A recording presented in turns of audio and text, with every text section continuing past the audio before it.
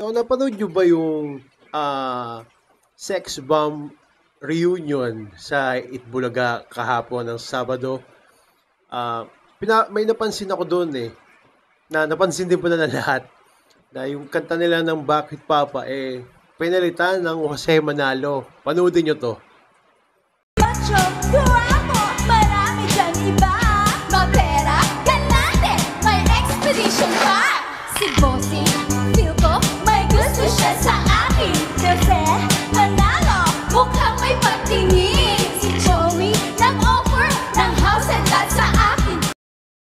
Actually, yun na nga, napanood nyo, no? Ako kahapon, hinihintay ko talaga kantahin yung Bakit Papa.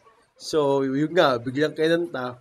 And hinihintay ko yung lyrics na Anjo Iliana. Blah, blah, blah. So, ayun na. Pinalitan no sa'yo manalo. Siguro talagang wala na rin.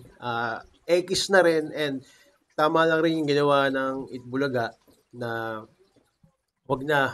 Parang hindi natin gamitin. And then, wala naman eh. Saka mamaya, gawin pa ng issue na bakit yung ginamit yung pangalan ko, ganito, ganyan. Alam nyo naman.